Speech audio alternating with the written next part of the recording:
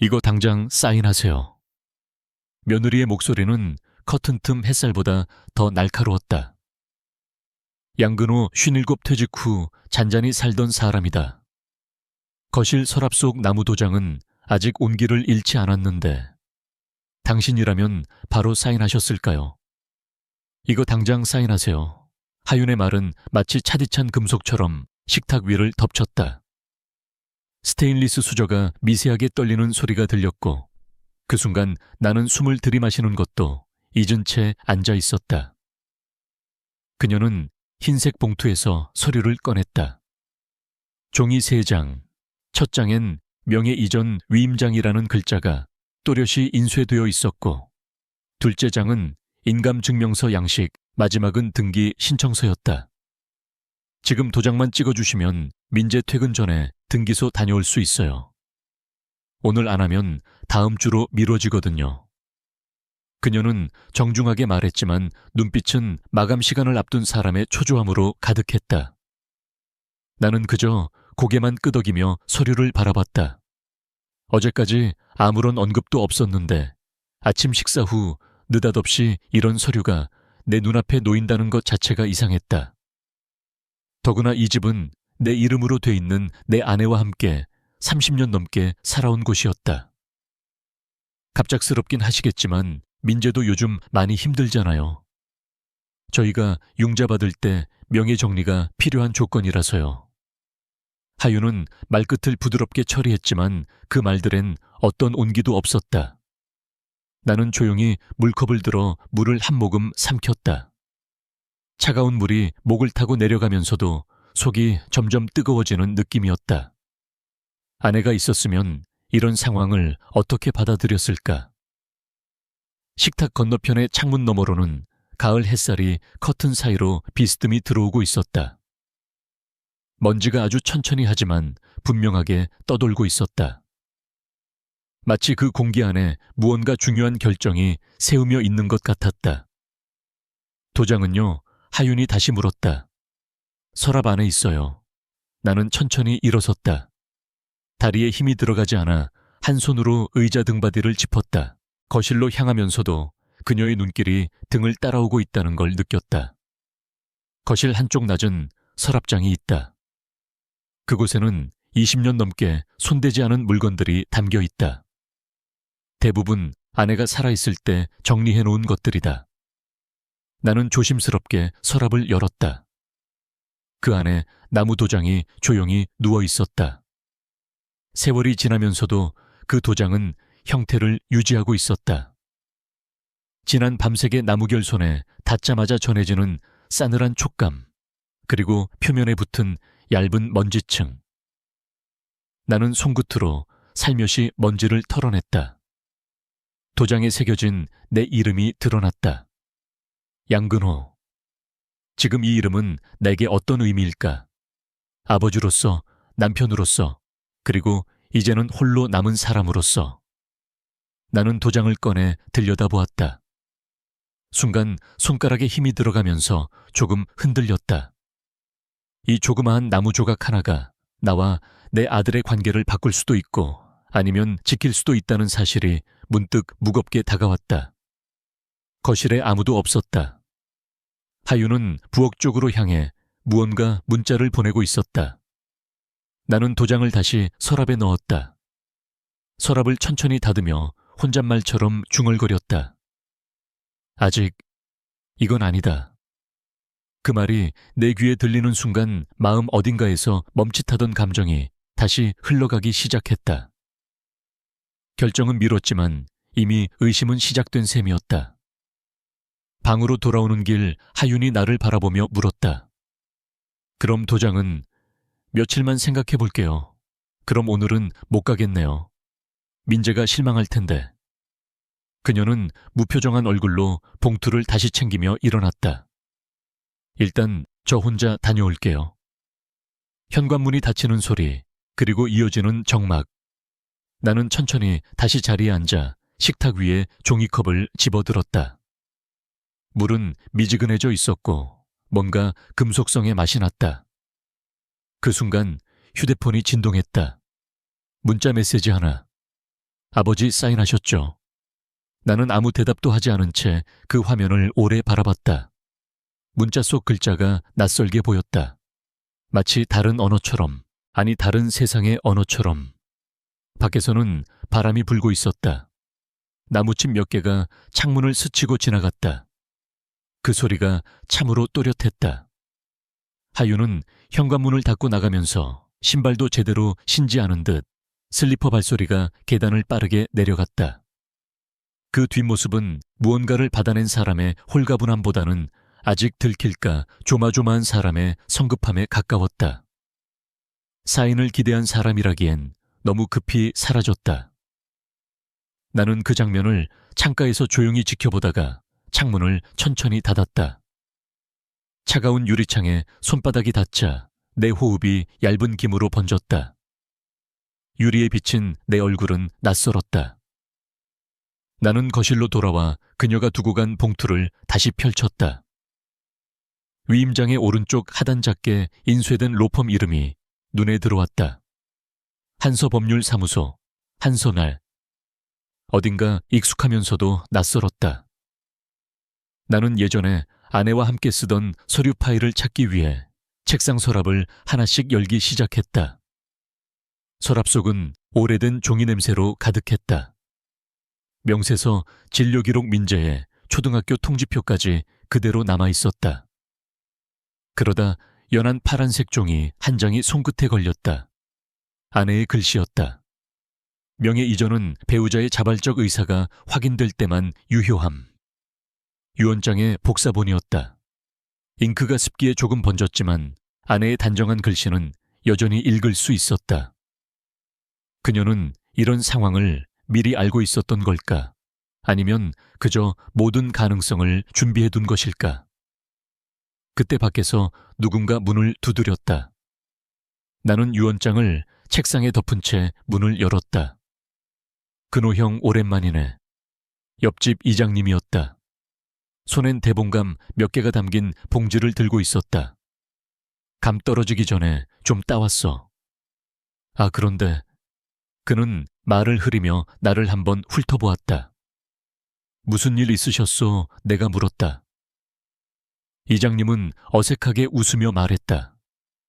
그냥 동네 소문이 좀 나서. 형네 집 말이야. 누가 조용히 매물로 내놨다는 얘기가 돌던데 내 머릿속이 순간 하얘졌다. 매물료, 응. 동네 부동산 하나에 올라왔다고. 뭐 확인된 건 없지만. 나는 감봉지를 받아들고 인사를 건넨 후 바로 노트북을 켰다. 인터넷 창을 열고 지역 부동산 사이트에 들어갔다. 경기도 양평 단독주택 대지 포함 시세보다 약간 낮은 부채 정리 목적. 사진 속에 낯익은 건물이 보였다. 외벽의 색깔 대문 옆에 화분, 부엌 창문의 창틀까지 그대로였다. 내 집이었다. 나는 스크롤을 내려 가격과 담당자를 확인했다. 하윤의 연락처는 아니었지만 그녀가 메모지에 자주 적던 이메일 주소가 담당자란에 희미하게 인쇄돼 있었다. SYL Realty Ater.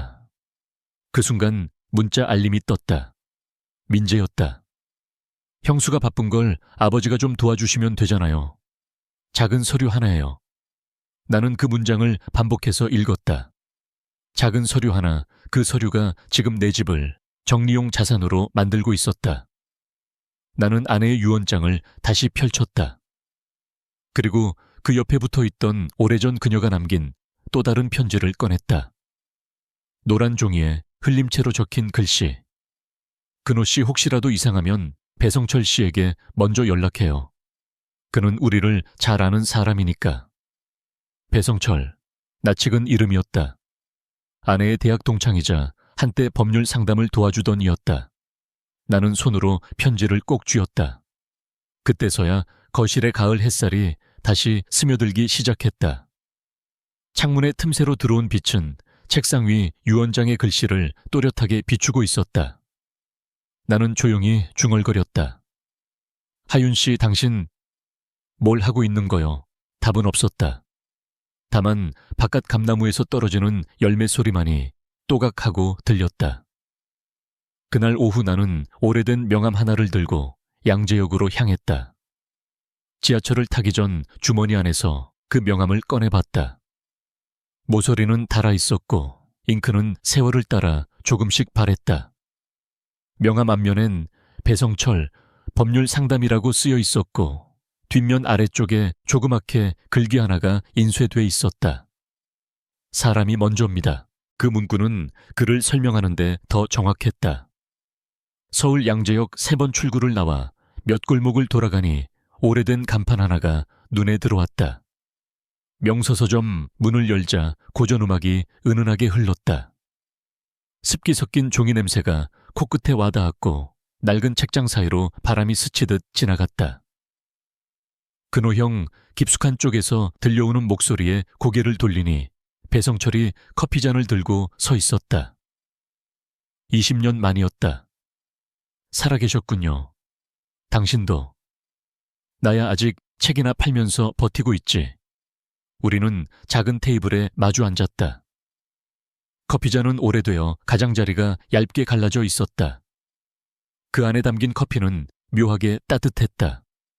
무슨 일로 온 건지 이미 얼굴에서 다 읽혀요. 이런 일로 얼굴 보여드리게 될 줄은 몰랐습니다. 나는 상황을 간략히 설명했다. 며느리의 사인 요구, 위임장집이 부동산에 올라간 사실, 그리고 민재의 문자. 배성철은 고개를 끄덕이며 계약서 사본을 천천히 훑었다. 이거 강제양도 아닙니다. 오히려 고소감이죠. 명의자 동의 없는 재산 이전 시도니까요. 그렇습니까? 게다가 이 문서 하단에 들어가야 할 동의 확인란이 비어있네. 게다가 담당 로펌명도 미심쩍어. 그는 펜을 꺼내 몇 군데 표시를 하며 설명했다. 설명은 간결했지만 한마디 한마디에 무게가 있었다. 그 순간 과거의 장면이 스치듯 떠올랐다. 근호 씨 정직하게 살면 다 좋은 건 아니에요. 그녀는 조용한 톤으로 말하곤 했었다. 어느 회식 자리 후 늦은 밤 귀가하던 길에 내가 사내 비리를 고민하던 시절이었다. 하지만 정직함을 버릴 때 결국 자기도 버려지는 거예요. 그 말이 나를 움직였고 그때 내가 찾았던 유일한 사람도 배성철이었다. 그는 회사 내부 자료를 정리해주고 나 대신 첫 진정을 제출해 주었던 사람이었다. 그 사건 이후로 나는 조용히 퇴직했고 아내는 점점 몸이 약해졌다. 형 이번엔 누구 위해서 움직이지 말고 자신을 위해 하세요. 그가 조용히 말했다. 나는 그의 얼굴을 바라봤다. 세월이 많이 지났지만 눈빛은 여전히 흔들리지 않았다. 이런 상황을 대비해 아내가 유언장과 편지를 남겼습니다. 그분 역시 대단하셨군요. 근호형 시간이 좀 걸리겠지만 정리해드릴게요. 감사합니다.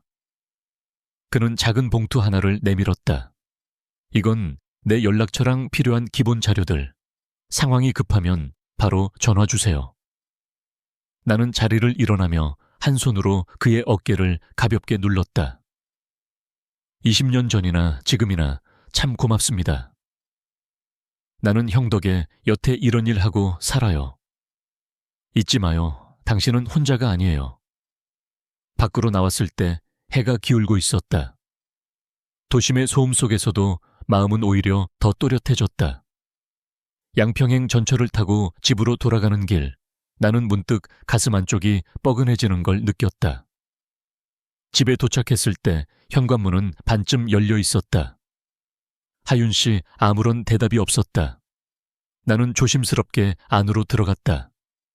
거실은 조용했고 부엌도 비어 있었다. 방 쪽으로 향하던 중 작은 소리가 들렸다. 서재 문을 열자 하윤이 내 책상 서랍을 열고 있었다. 그녀는 놀란 얼굴로 돌아섰다. 아버님, 죄송해요. 뭐 찾을 게 있어서. 그녀의 손에는 흰색 봉투 하나가 들려 있었다. 그 봉투는 내가 아내의 유언장을 넣어두었던 바로 그 서랍 안에 있던 것이었다. 나는 조용히 말했다. 뭘 찾으러 왔소? 그녀는 대답하지 못한 채 고개를 숙였다. 내 눈은 그녀의 손가락에 있는 얇은 금반지를 바라보고 있었다. 거기엔 민재와의 약혼 날짜가 새겨져 있었다. 그 순간 참 많은 것이 스쳐 지나갔다. 정리 중이었어요, 그냥. 하윤은 나와 눈을 마주치지 않은 채 서랍을 덮으며 말을 흐렸다. 그녀의 손길은 조심스러웠지만 이미 열린 서랍 속의 봉투가 말보다 먼저 그녀의 속내를 드러내고 있었다. 나는 다가가지도 물어보지도 않았다. 무슨 정리인가요? 내 물음에 그녀는 작게 웃으며 말했다. 남편이 바빠서 제가 좀 대신하려고요. 아버님 귀찮게 하기 싫어서.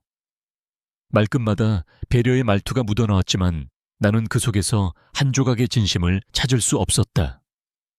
그녀는 작은 숨을 내쉬더니 다시 말했다. 근데요, 아버지. 그 도장 꼭 필요한 건 아니에요. 그냥 확인만 하려고요. 확인네. 이미 서류는 준비됐고 상황만 맞으면. 하하, 민재도 그렇고 저도 그렇고 요즘 정신이 없네요. 그녀는 어색한 미소를 남긴 채 거실로 나갔다. 현관문이 닫히는 소리는 오늘따라 더 무겁게 울렸다. 나는 천천히 조명을 끄고 거실 중앙에 섰다. 어둠은 집안을 부드럽게 감싸 안았고 창밖 가로등 불빛만이 어슴풀에 비추고 있었다. 이 시간의 집은 묘하게 낯설다. 마치 누군가의 기억을 몰래 훔쳐보는 기분. 소파 옆 작은 서랍으로 향했다. 그 안엔 여전히 나무 도장이 있었다. 오늘따라 그 존재가 더 무겁게 느껴졌다. 손을 뻗었다. 하지만 손바닥이 미끄러졌다. 아침부터 이어진 긴장과 감정의 소모 때문일까 순간적인 힘이 빠지며 도장이 바닥으로 떨어졌다. 탁! 짧은 소리. 마룻바닥에 튄 조명 불빛 아래 도장이 엎어져 있었다. 나는 급히 몸을 숙였다. 그 순간 조명에 반사된 선 하나가 보였다. 금이었다. 도장 옆면 나무결을 따라 작게 금이가 있었다. 손으로 조심히 만져보니 그 틈은 실제였다. 작은 금. 하지만 그건 단순한 흠집이 아니었다. 나는 도장을 들고 거실로 돌아왔다. 불은 켜지지 않았다. 어둠 속에서 손바닥 위 도장이 반쯤만 빛에 물들었다.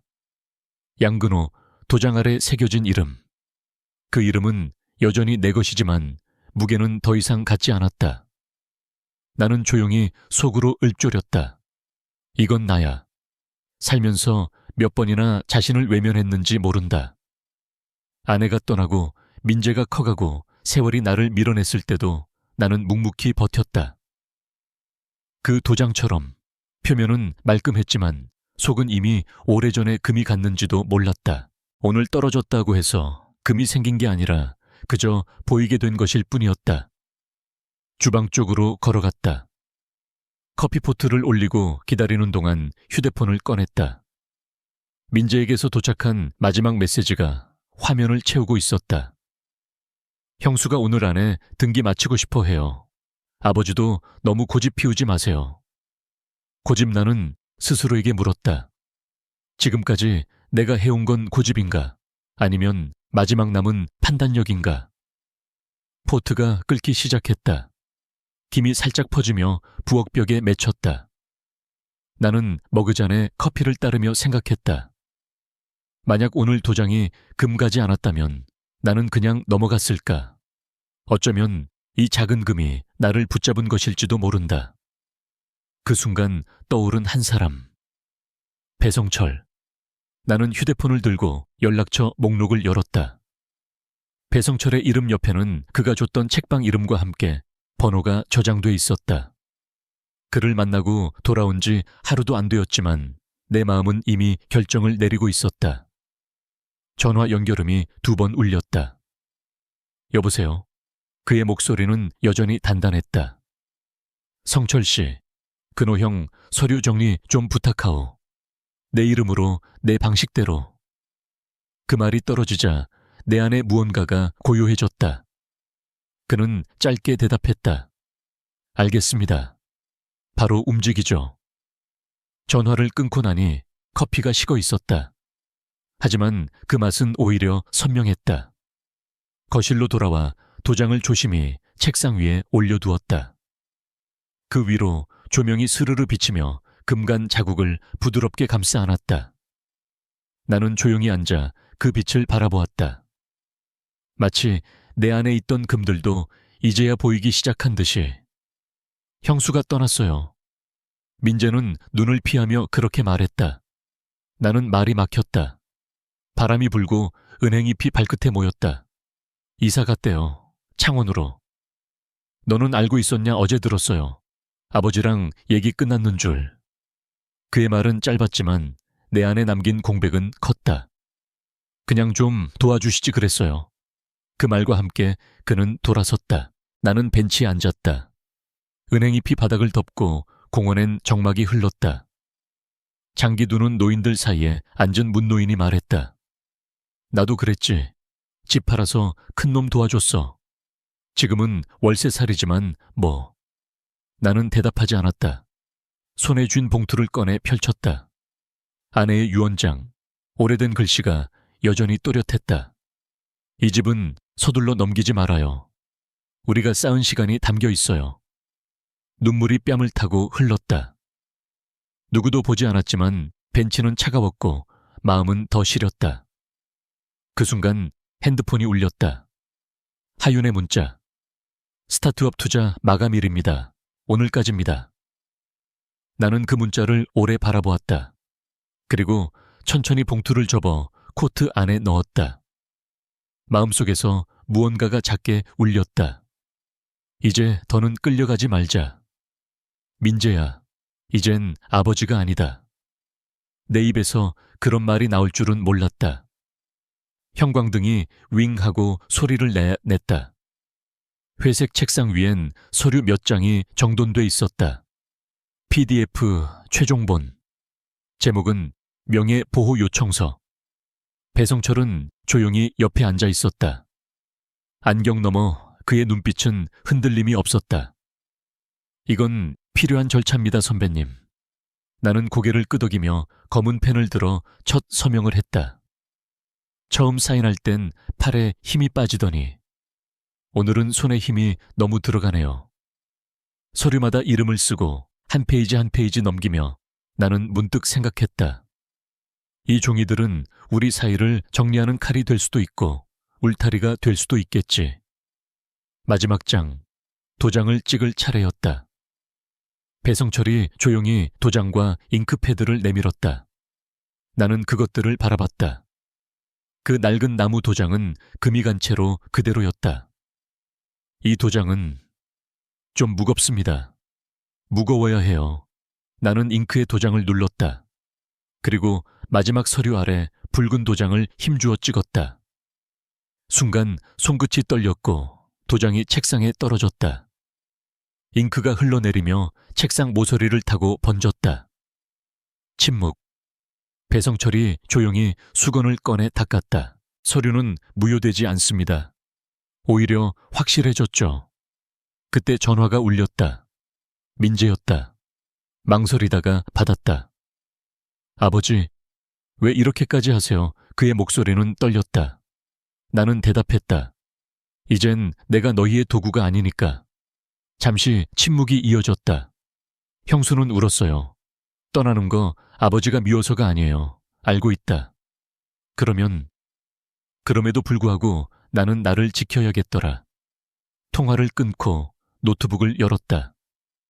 받은 편지함엔 오래전 아내의 이름이 보였다. 제목은 그날이 오면. 나는 마우스를 움직였다. 손끝엔 여전히 붉은 잉크 자국이 남아 있었다. 도장을 새기려면 이름부터 다시 써야 했다. 공방 안엔 나무 냄새가 진하게 배어 있었다. 오래된 공구 상자를 열자 안쪽에 송을씨가 보였다. 자신의 이름을 믿으라. 아버지가 써놓은 글귀였다. 나는 한참을 그 문장을 바라봤다. 햇살은 차가운 겨울임에도 불구하고 따뜻했고 공방 창문으로 들어온 빛이 작업대를 환하게 밝혔다. 배성철이 도면을 펴놓으며 말했다. 여기 계약서랑 시설 사용 신청서요. 서류는 다 준비됐습니다. 법률 상담소라니 아직도 내가 할 수 있을까요? 지금이 딱 적기입니다, 선배님. 은퇴한 어르신들 누군가 조용히 이야기 들어줄 사람을 기다리고 있어요. 나는 고개를 끄덕이며 새 나무 조각을 집어들었다. 조각칼을 쥔 손에 힘이 들어갔다. 양근호, 그 이름의 곡선을 따라 칼날이 천천히 움직였다. 처음엔 서툴렀다. 하지만 글자 하나하나에 숨을 불어넣는 마음으로 천천히 깎아내자 나무에 새겨지는 이름이 점점 분명해졌다. 한참 뒤 조각이 마무리되었을 때 손등엔 잉크가 묻어 있었다. 나는 그것을 바라보다 중얼거렸다. 이건 피가 아니라 기록이다. 문득 문 밖에서 조심스러운 목소리가 들렸다. 계세요 혹시? 등기 문제 좀 여쭤봐도 될까요? 문을 열자 옆집 할머니가 계셨다. 뉴스에서 보고 왔어요. 노시니어 법률 상담소. 그거 정말 상담해 주시는 거예요. 네, 물론입니다. 차 한 잔 드릴까요? 그녀는 수줍게 고개를 끄덕였다. 그 모습에 마음이 따뜻해졌다. 점심 무렵 동네 신문이 배달됐다. 첫면 오른쪽 아래 짧은 칼럼 하나. 이제는 어르신도 계약서를 읽어야 할 때입니다. 글쓴이 양근호 노시니어 법률 상담소 배성철이 웃으며 말했다. 기자가 예쁘게 편집했네요. 딱 선배님 스타일. 아내가 살아있었다면 뭐라고 했을까요? 글쎄요. 글자가 좀 작다고 하시지 않았을까요? 우리는 함께 웃었다. 늦은 오후 공방문을 닫으려는 순간이었다. 작은 발소리가 다가왔다. 할아버지 저도 도장 배울래요. 고개를 돌리자 동네 아이 하나가 맑은 눈으로 나를 바라보고 있었다. 나는 살며시 미소 지었다. 그럼 내일 아침에 와. 내 이름부터 쓰는 법 같이 배워보자. 다시 시작하고 싶다. 민재의 편지는 짧고 간결했다. 그 문장을 읽고 나는 아무 말도 하지 않았다. 답장을 쓰지 않는 대신 오늘을 살아보기로 했다. 2024년 봄, 양평시청 앞 광장에서 노시니어 법률 상담소 개소 행사가 열렸다. 바람에 배너가 흔들리고 봄 햇살이 부스를 부드럽게 감쌌다. 나는 흰 천막 안에서 테이블을 정돈하고 있었다. 계약서 복사본 확대경 읽기 쉬운 글씨로 만든 안내문들. 옆자리에는 배성철이 고개를 끄덕이며 앉아 있었다. 오늘 꽤 오셨네요. 예상보다 많아요. 첫 상담자는 작은 체구의 할머니였다. 주름진 손으로 꺼낸 건 부동산 계약서였다. 이거 애들이 도장 찍으라는데 뭐가 뭔지 모르겠어서요. 나는 앉아서 한 줄씩 읽어드렸다. 여기 보세요. 명예 이전 시 자발적 동의가 있어야 함. 이게 핵심입니다. 할머니는 작게 고개를 끄덕이며 말했다. 뭔가 무섭네요. 괜히 잘못 도장 찍을까봐. 그래서 이 공간이 있는 겁니다. 나는 웃으며 말했다. 그 옆에서 할머니 손자가 물었다.